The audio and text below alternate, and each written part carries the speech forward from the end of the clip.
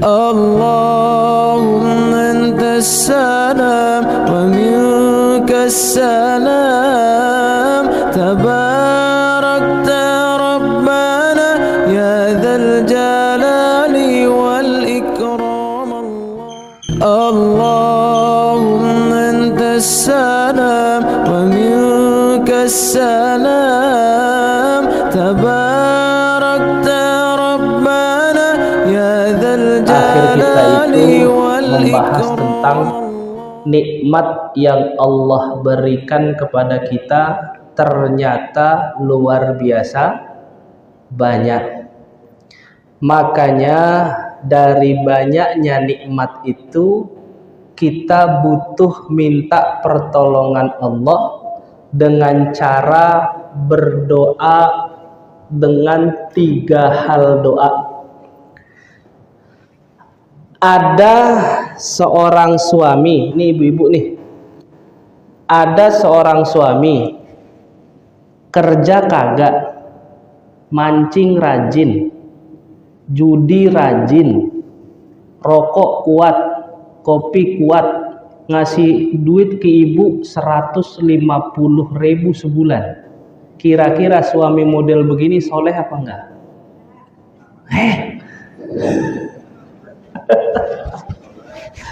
Suami model begini soleh apa enggak? Gimana Bu? Kerja kagak, apalagi mancing rajin, judi online kenceng, rokok rajin, kopi kuat, ngasih nafkah sebulan 150.000 doang. Mantap Pak. Ini laki soleh apa enggak?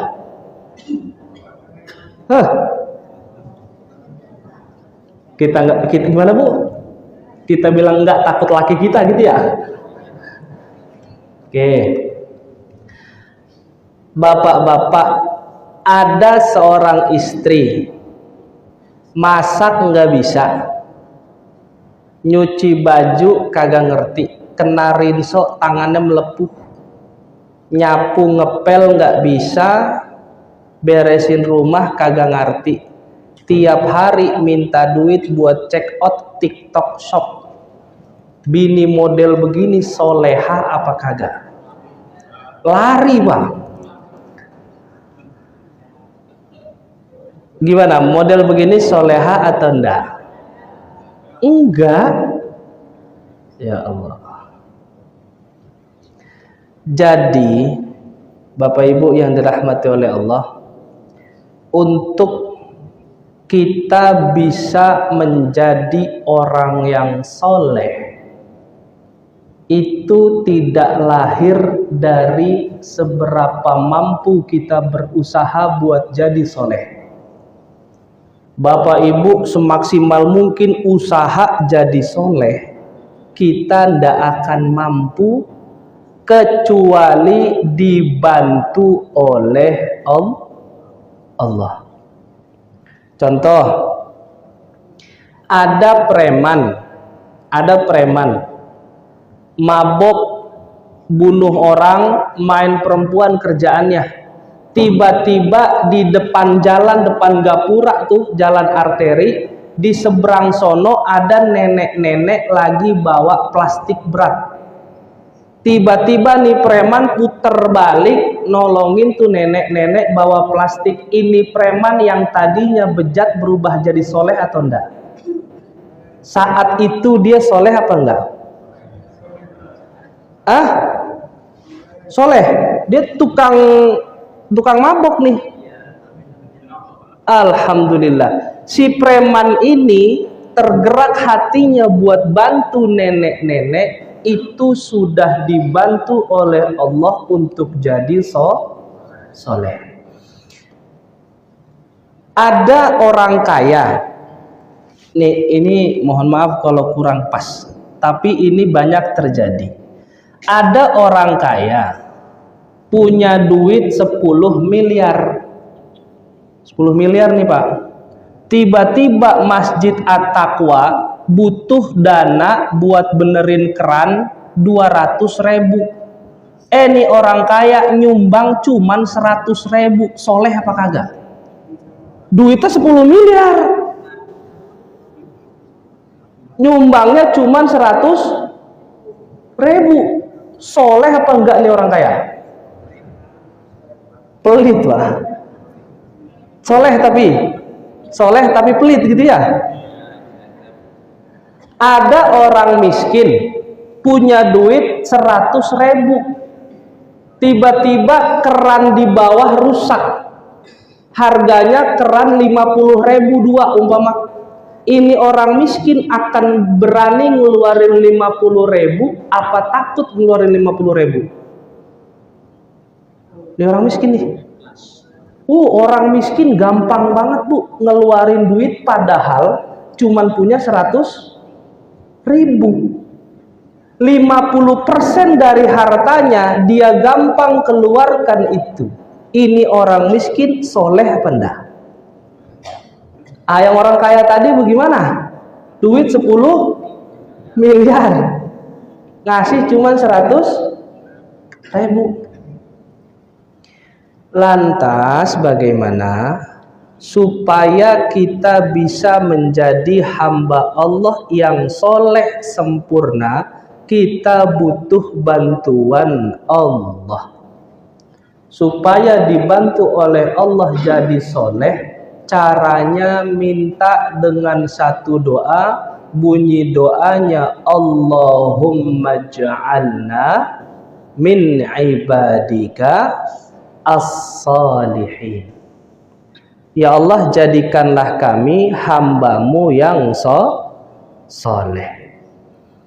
Kemudian ada seorang anak enggak pernah cium tangan orang tuanya. Tiba-tiba dia berangkat ke Kalimantan nyari guru cuman buat cium tangan tuh guru. Ini anak soleh apa enggak? Nyium tangan orang tuanya dia ogah banget, enak kayaknya nyium tangan orang tua. Tapi ada informasi, di Kalimantan ada wali Allah, kalau cium tangannya barokah. Itu anak berangkat ke Kalimantan, soleh apa enggak Pak? Gimana Pak? Supaya terhindar dari itu, maka kita butuh bantuan Allah. Allahumma ja'alna min ibadika as-salihin. Kalau doa itu kabul, maka Bapak Ibu yang dulu belum pernah memulai kebaikan, Allah buka keinginan melakukan kebaikan. Yang dulu sholat subuhnya terlambat, ketika doa ini kabul, bisa jadi dia orang pertama yang sampai ke masjid. Kalau dulu ngaji Qur'annya males, bisa jadi orang pertama yang paling cepat khatam.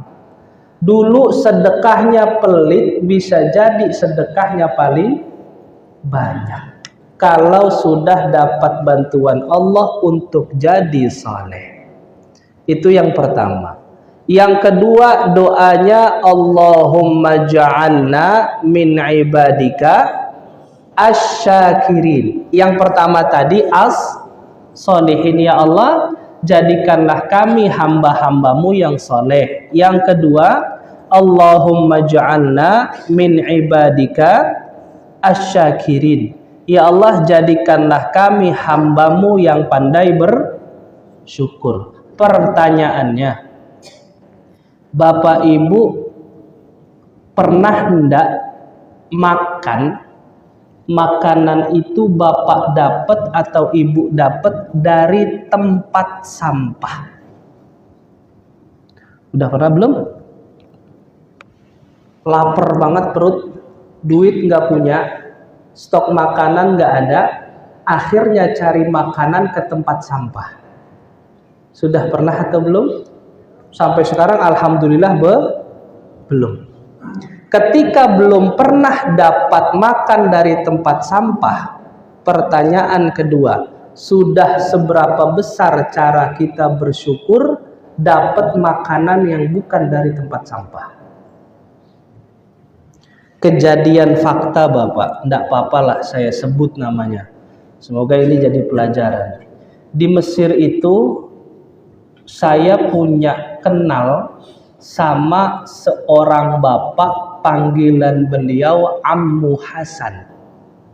Ammu Hasan ini dikenal di sewilayah tempat saya tinggal itu jadi orang yang tukang buang-buangin sampah di tiap rumah. Artinya ya sederhananya tukang sampah. Dia tidak digaji oleh pemerintah, dapat duit. Ketika dia buangin sampah rumah orang, orang yang punya rumah ngasih uang. Hari saya kalau tidak salah itu hari Selasa, saya mau berangkat kuliah jam 7:30. Ketika berangkat kuliah, Ammu Hasan ini lagi nguprak-nguprak sampah, lagi bongkar sampah. Saya tanya ke Ammu Hasan, ya Ammina Hasan, ta'mil saya bilang, Ammu Hasan lagi ngapain? Beliau jawab, ya Muhammad, anal ju'. Saya lagi sangat lapar. Kok lapar di sana duduknya? Saya bilang, ya Muhammad, kuntu badawiril 'ish, kata beliau. Saya lagi cari roti gandum buat saya makan. Di Mesir itu makanan pokoknya bukan nasi, tapi roti. Roti gandum bentuknya bulat, dia cari itu buat makan. Melihat itu kita agak terenyuh. Saya bilang, ya Ammu Hasan, alhamdulillah saya punya uang. Ayo kita cari tempat sarapan dan makan. Baru saja saya ajak dia makan untuk makanan yang lebih layak. Galian terakhir dia nemu roti ish, itu roti sudah kepotong sedikit, berarti sudah pernah dimakan orang, dibuang. Dapat roti itu Bapak Ibu, tahu apa yang beliau kerjakan? Diambil itu roti, diginiin sama dia. Alhamdulillah, alhamdulillah, alhamdulillah. Itu makanan dari tempat sampah. Begitu cara dia bersyukur kepada Allah. Kita nggak pernah makan dari tempat sampah. Makanan kita gampang kita dapat. Uang ada buat beli makanan. Pernah kita bersyukur seluas syukurnya Ammu Hasan ini atau belum? Kemungkinan belum. Makan pakai telur aja nyap-nyap. Telur lagi. Tahu. Mah kagak ada apa lauk yang lain, tahu mulu digoreng ini. Coba. Supaya kita terhindar dari sifat kufur nikmat, tidak mensyukuri apa yang kita punya, butuh bantuan Allah dengan satu doa, Allahumma ja'alna min ibadika asyakirin. Bapak Ibu, beras ada di rumah? Alhamdulillah. Udah ngucap alhamdulillah belum? Baru tadi. Bapak Ibu, di kulkas telur ada? Alhamdulillah. Air nyala di rumah? Alhamdulillah. Magic jar ada? Kompor ada? Wih, kaya Bapak Ibu nih. Semuanya nggak perlu nyari di tempat sampah. Maka nanti habis dari masjid ini, pulang ke rumah, lihat dapur, cabai ada, bumbu ada, bawang ada, telur ada, beras ada. Ucap alhamdulillah sedalam mungkin. Berterima kasih kepada Allah seluas mungkin. Ngelihat beras, alhamdulillah ya Allah. Lihat telur, alhamdulillah ya Allah.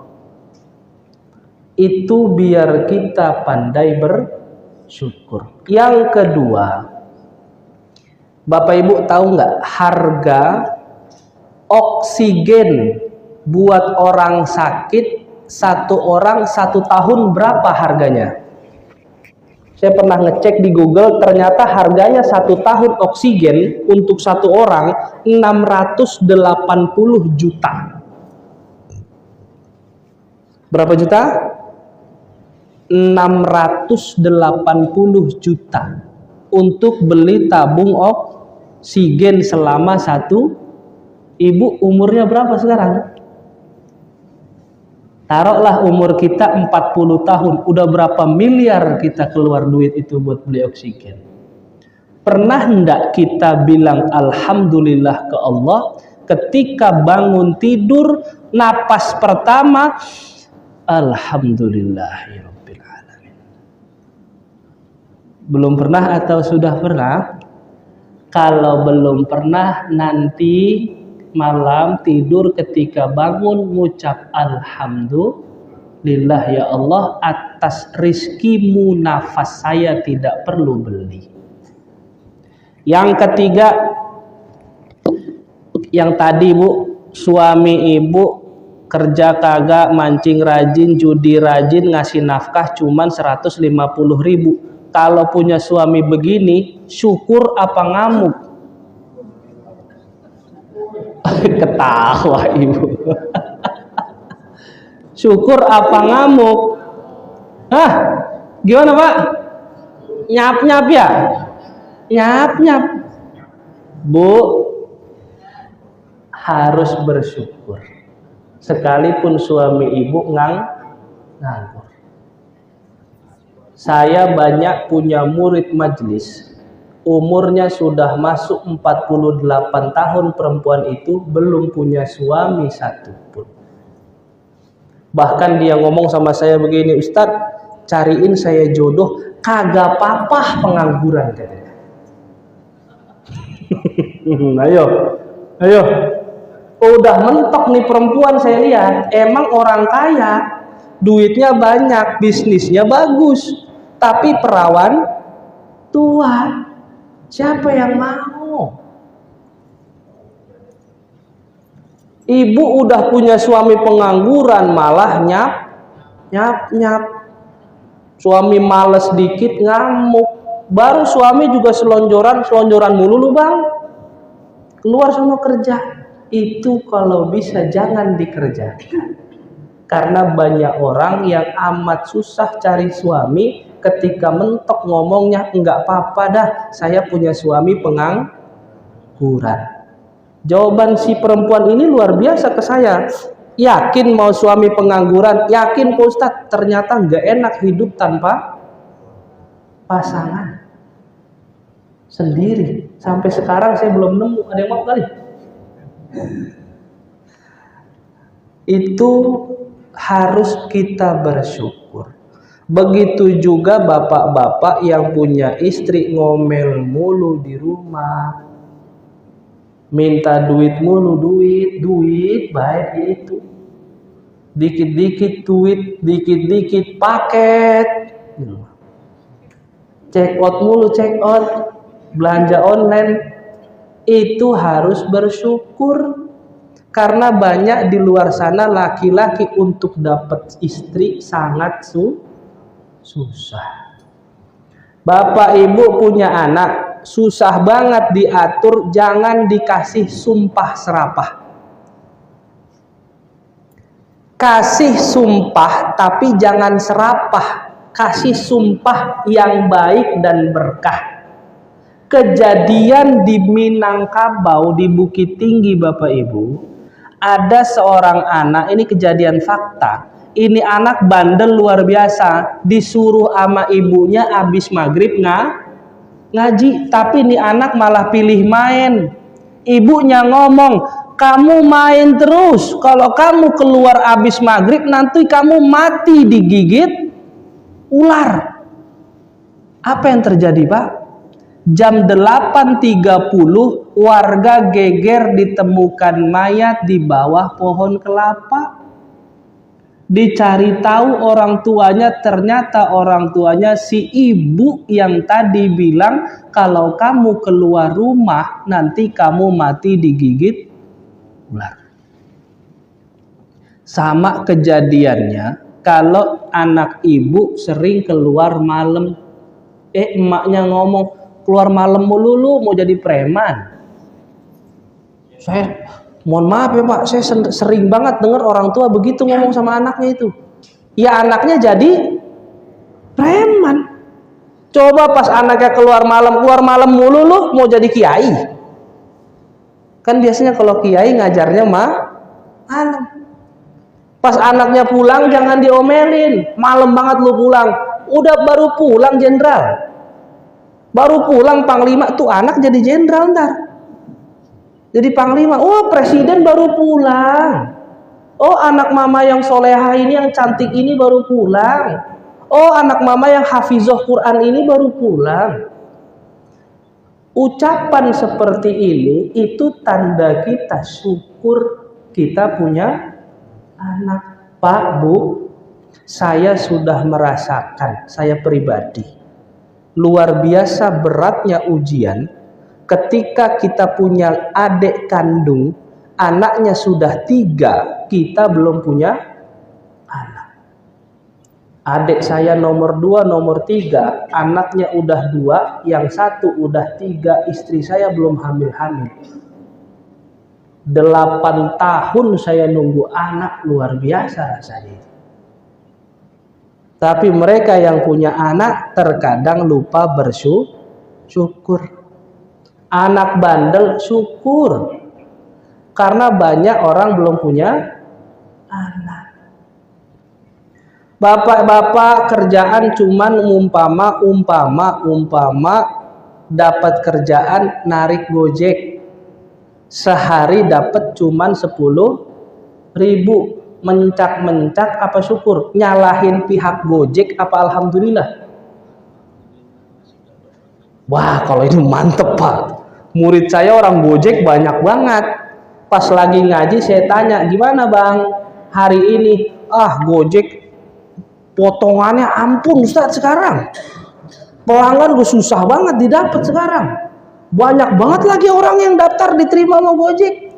Ini bersyukur apa enggak? Kurang. Kalau mau nikmat dapat berapapun dari Allah, ucap alhamdulillah. Gimana kita bisa ngucap alhamdulillah supaya bisa minta bantuan Allah? Allahumma ja'alna min ibadika asy-syakirin. Ada masjid, nama masjidnya At-Taqwa. Masjid ini berdiri di komplek Kostrad. Ada bapak-bapak, ibu-ibu tinggal di antara komplek Kostrad. Ketika masjid itu berdiri dan mulai dikumandangkan azan, yang tinggal di komplek Kostrad, tanda dia bersyukur, dia berangkat ke masjid apa dia dengerin azan doang? Ayo, pada diem, pada takut dibilang gak bersyukur.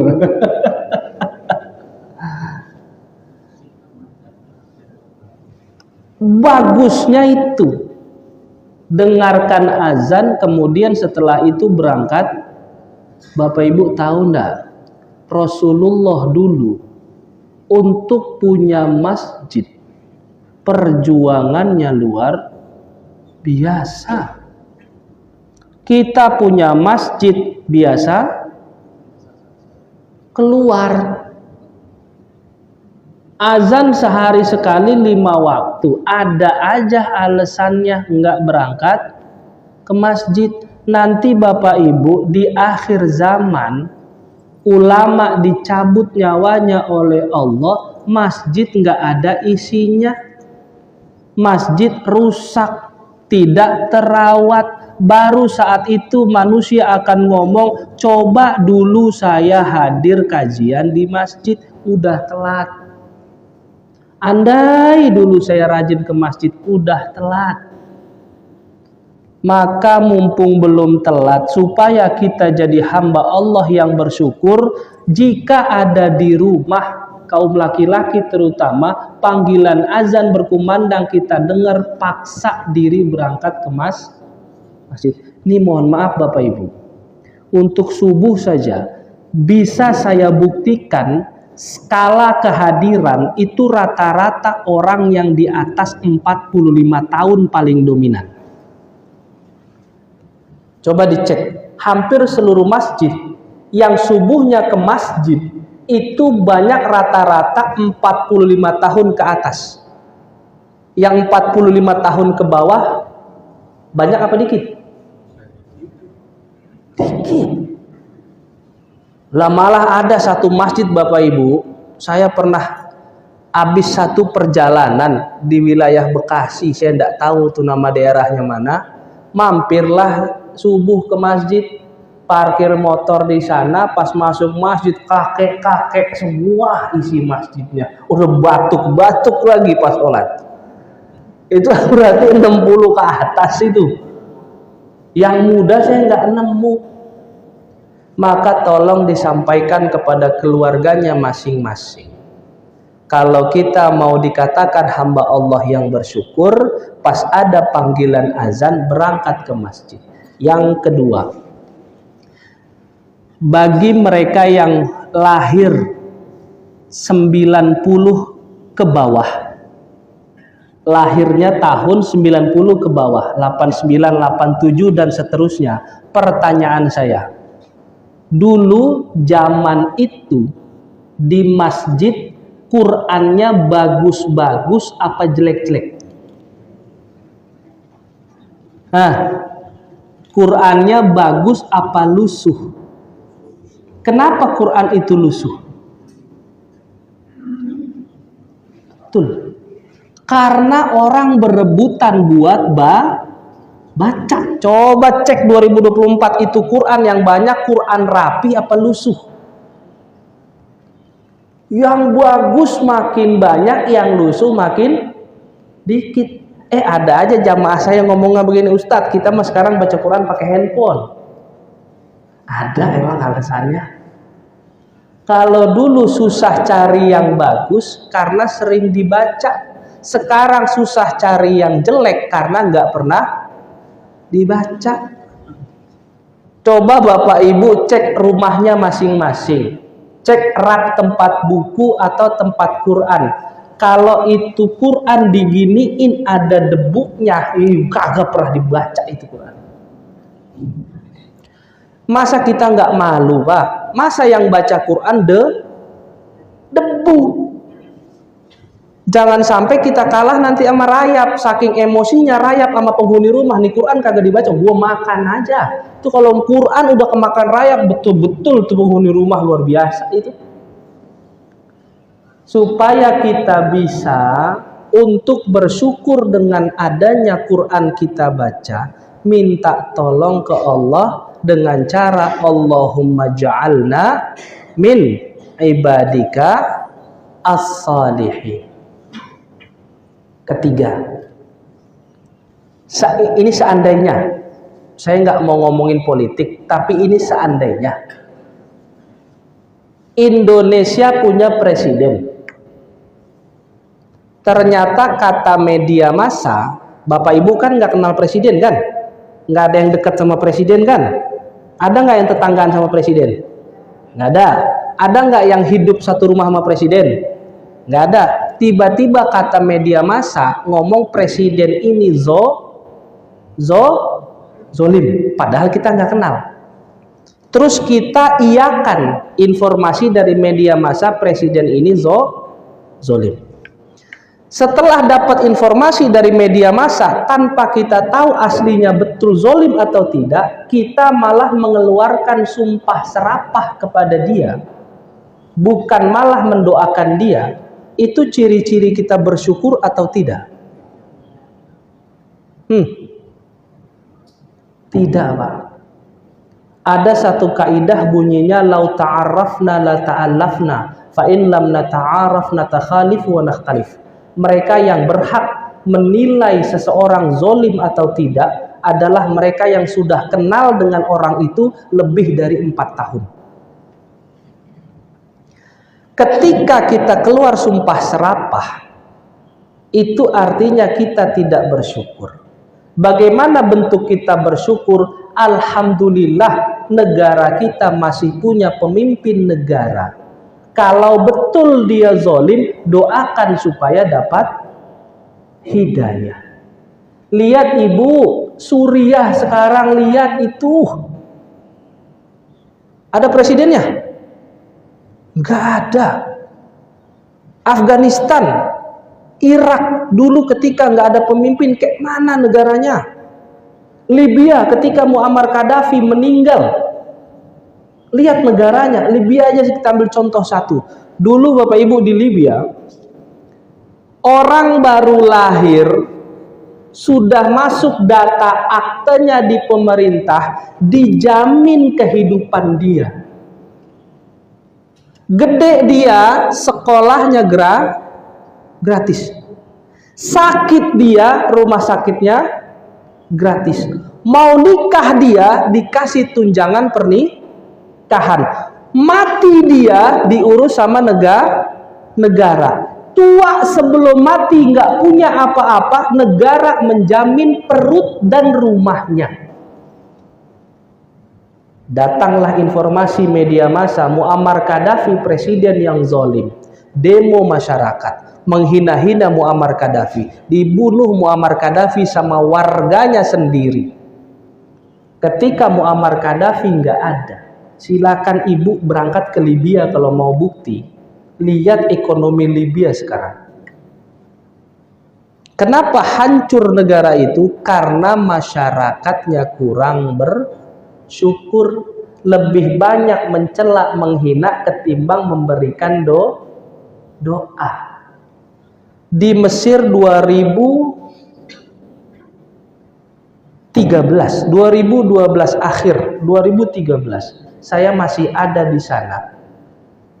Masyarakat Mesir sama, zolim nih presiden, turun presidennya, ekonomi Mesir hancur luar biasa. Saya untuk makan Bapak Ibu saat itu susah luar biasa. Internet mati, air apartemen mati, bank tidak berfungsi. Makan kita kalau tidak ada bantuan ransum tuh nasi apa? Nasi angkatan, nasi TNI. Kalau tidak ada bantuan dari pemerintah ransum ini, tidak tahu saya bisa makan atau tidak. Hancurnya negara itu karena apa? Masyarakatnya kurang bersyukur. Jadi suatu saat Bapak Ibu punya pemimpin yang kata media zolim, bukan ikut kata itu, karena kita tidak kenal pemimpin bagaimana aslinya. Yang kita kerjakan supaya dibilang bersyukur adalah mendoakan beliau jika seandainya betul-betul zolim. Gimana biar bisa begitu? Caranya minta ke Allah, Allahumma ja'alna min ibadika asyakirin. Ya Allah, jadikanlah kami termasuk hambamu yang bersyukur. Ada orang ke masjid, sholatnya begini, Allahu Akbar di dada, Allahu Akbar di perut, Allahu Akbar di bawah, Allahu Akbar di bawah pusar. Tanda kita bersyukur Bapak Ibu adalah tidak mencela orang yang berbeda paham sama kita. Ada orang sholat begini, Allahu Akbar. Salah tuh sholatnya tuh. Yang benar tangan ke pusar. Padahal begini juga benar. Ini mazhab Imam Ahmad bin Hambal. Takbirnya di sini, taruh tangannya di dada. Allahu Akbar, taruh tangan di jantung. Lah sesat. Sholat taruh tangan di jantung. Padahal taruh tangan di jantung boleh. Mazhab siapa? Mazhab Imam Syafi'i. Allahu Akbar. Lah dia kagak sedekap, itu tangan di pinggir. Mazhab apa itu? Udah diprotes aja. Padahal sholat begini boleh. Mazhab siapa? Mazhab Imam Malik. Ada orang sholat Allahu Akbar, santai banget begini tangannya, kayak orang lagi istirahat. Ini tangan di bawah pusar mazhab siapa? Mazhab Imam Hanafi. Berarti boleh atau enggak? Boleh. Tanda kita bersyukur tidak pernah berani-beranian mencela orang yang berbeda. Karena adanya perbedaan itu termasuk bagian rahmat. Kelima, ada orang meninggal. Anaknya pengen ngadain tahlilan. Omnya kagak mau ada tahlilan. Omnya ngomong, ngapain lu tahlil? Kagak ada zaman Nabi. Ciri kita bersyukur adalah nggak pernah menyalahkan orang yang ngadain tahlil. Kenapa? Karena perkara ini ada dua ulama berbeda pendapat. Dalam menentukan situasi hukum, ketika ada dua ulama, satu bilang boleh, satu bilang tidak boleh, maka kita yang awam harus memilih mana yang kita yakini tanpa harus menyalahkan yang lain. Ini rumus. Kalau kita yakin pendapat yang memperbolehkan tahlil, maulidan dan seterusnya, ambil itu. Jangan nyalahin orang yang kagak tahlil. Orang yang kagak tahlil nggak usah musik-musik orang yang tahlil. Toh udah ada ulama yang berijtihad boleh.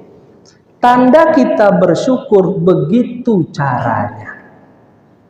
Bapak Ibu yang dirahmati oleh Allah Subhanahu wa taala, yang pertama, Allahumma ja'alna min ibadika as-solihin. Ya Allah, bantu kami untuk menjadikan kami hamba-Mu yang soleh. Yang kedua, minta ya Allah, Allahumma ja'alna min ibadika syakirin. Ya Allah, bantu kami untuk senantiasa bersyukur kepadamu ya Allah. Yang terakhir, Allahumma ja'alna min ibadika sabirin. Ya Allah, bantu kami untuk jadi hamba-Mu yang pandai bersabar. Apapun keadaannya pandai bersabar.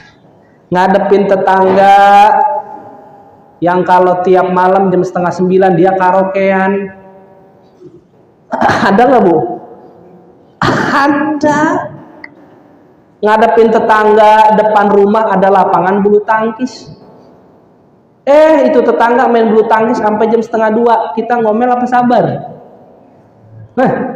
Sabar. Kalau ngomel jadinya berantem. Itu lebih meringankan mudarat.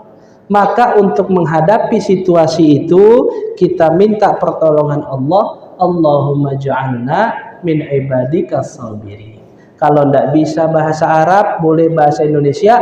Ya Allah, jadikan hamba-hamba yang soleh. Bantu hamba jadi orang soleh. Bantu hamba jadi hamba yang bersyukur. Bantu hamba untuk jadi hamba yang pandai bersabar. Soleh, syukur, 3S berarti ya. Soleh, syukur, sabar. Ingat-ingat materi kita terakhir berarti soleh, syukur, sabar. Kalau kita ketemu lagi ntar saya tanya ini. Soleh, syukur, sabar. Sebetulnya kita semua beribadah karena ikut-ikutan, Pak. Ikut-ikutan, ada yang pakai guru, ada yang tidak pakai guru. Kita ini ikut-ikutan gerakan orang sholat yang kita dapat dari guru. Guru dari guru. Terus sampai ke Nabi Muhammad Sallallahu Alaihi Wasallam. Ketika ikut-ikutan itu sesuai dengan aturan mazhab, maka kita tidak perlu mengingatkan. Contoh, ada orang yang kita ingatkan kalau dia sholat itu tidak ikut aturan mazhab. Contohnya gini, Allahu Akbar. Umpama kan nggak ada aturan mazhab begini ya. Allahu Akbar atau Allah Akbar. Kayak orang silat. Nah, kalau dia seperti ini, maka kita wajib mengingatkan ketika dia tidak mengikuti aturan mazhab. Ini saya runut satu-satu biar kita tahu mana yang aturan mazhab, mana yang bukan ya. Takbirnya takbir Allahu Akbar. Tangan di kuping itu punya dua mazhab. Yang pertama mazhab Hanafi, yang kedua mazhab Syafi'i. Di kuping Allahu Akbar. Turun dari kuping dikit Allahu Akbar, itu punya mazhab Maliki. Kan mazhab ada 4. Mazhab Hanafi Imam Abu Hanifah, mazhab Maliki Imam Malik, mazhab Syafi'i Imam Syafi'i, mazhab Hambali Imam Ahmad bin Hambal. Yang bawah dikit ini punyanya Imam Malik. Allahu Akbar di dada ini mazhabnya siapa? Imam Ahmad bin Hambali. Syafi'i, di mana dominan mazhab itu berada? Dominan mazhab Syafi'i banyak di tempat yang banyak airnya. Karena Imam Syafi'i proses wudhunya butuh banyak air. Imam Syafi'i ngulang 3 kali apa enggak? Anjurannya butuh banyak air. Indonesia, Malaysia, Brunei, Mesir itu dominan mazhab Syafi'i. Kemudian begini Hambali, dominan yang pakai mazhab Imam Ahmad bin Hambal itu di Arab Saudi. Mazhabnya Hambali. Hanafi, cara wudhunya simple banget. Mazhab Hanafi dominannya di wilayah Afrika karena airnya jarang, susah. Maliki dominan di Maroko. Bapak Ibu kalau mampir ke Maroko itu nggak usah heran, banyak sholat begini Allahu Akbar. Dah dari takbir sudah oke. Itu mazhab 4. Kemudian sedekap tangan. Mazhab Hanafi, tangan sedekap itu di bawah pusar. Ya. Tadi takbir yang kita ingatkan, pokoknya kalau takbirnya beda dari yang tadi baru kita ingatkan. Umpama takbir sambil pegel, Allahu Akbar. Ada yang gitu? Ada Pak. Pegel banget di punggung, takbirnya kelewatan. Allahu Akbar. Kalau ketemu begini baru kita ingatkan. Kemudian untuk taruh sedekap Allahu Akbar, dada ini mazhab siapa tadi? Hambali. Jantung dan pusar mazhab Syafi'i. Bawah pusar mazhab Hanafi. Begini mazhab Maliki. Yang kita ingatkan adalah mereka yang Allahu Akbar tadi tolak pinggang, atau Allahu Akbar istirahat di tempat kayak prajurit. Kalau ada yang begini baru kita ingatkan. Atau ada yang Allahu Akbar pegel lagi, bawa motor pegel. Iya, kalau ada yang seperti itu baru kita ingatkan. Kemudian proses sholat yang lain setelah begini, kemudian ruku. Yang kita ingatkan ketika seandainya proses rukunya beda dari aturan mazhab. Semua mazhab tangan itu di mana? Di dengkul, apa di pinggang, apa di bawah begini Pak? Di lutut. Allahu Akbar. Kalau orang rukuknya begini, tidak usah diingatkan karena tepat. Allahu Akbar. Ini baru diingatkan. Atau Allahu Akbar dia nonggeng begini nih. Begini. Ini contoh aja Pak. Kalau begini baru diingatkan. Atau Allahu Akbar sampai ke bawah kayak orang fitness. Kalau begitu baru diingatkan. Kemudian ketika sujud, saya tanya Bapak Ibu, sujud yang benar begini atau begini? Pertama atau kedua? Pertama. Kalau ada orang sujud begini, baru diingatkan. Kemudian setelah begitu, pas bangun dari sujud. Bangun dari sujud, tangannya napak atau kayak orang mau push up. Mana yang betul? Begini atau begini? Pernah lihat Pak? Ada orang begini nih? Pernah lihat ada orang begini? Dua-duanya boleh dipakai. Selebihnya semua mazhab sama. Jadi kalau kita ingatkan orang itu ketika apa yang mereka kerjakan keluar dari aturan mazhab. Yang repot adalah kebanyakan yang terjadi sekarang, dia belum tahu aturan mazhab secara keseluruhan, tapi sangat gampang menyalahkan amalan orang lain. Artinya ngaji fikihnya modal YouTube sama modal Google. Lihat orang langsung bilang salah ente. Enggak bener ini nih. Enggak sesuai sunnah. Padahal Bapak Ibu, ilmu Islam itu luasnya luar biasa.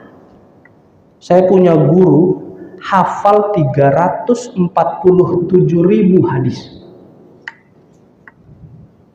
Ratusan ribu hadis. Tapi beliau masih ngaji. Masih belajar. Tiba-tiba saya dikabarin beliau, Muhammad, hari ini saya nggak mau ngajar. Kenapa Syekh? Saya mau belajar. Kemana Syekh? Saya mau belajar ke Syekh Anu. Datang beliau, semua orang kan tahu ini Syekh besar. Yang ngajar panik. Kenapa panik? Ilmunya yang datang lebih banyak daripada yang ngajar. Tapi tetap beliau bilang, saya mau belajar. Artinya apa? Ilmu luas. Begitu Bapak ya. Kalau keluar dari aturan mazhab, baru kita ingatkan. Kalau masih sesuai dengan aturan mazhab, tidak apa-apa. Ada lagi? Cukup Pak ya? Ada lagi yang ingin bertanya?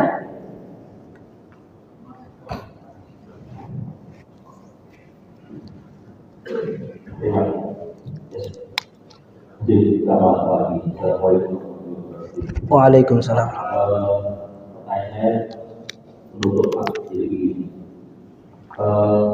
Saya pernah suatu ketika beramal bahwa ibadah yang paling disukai Allah adalah sedekah.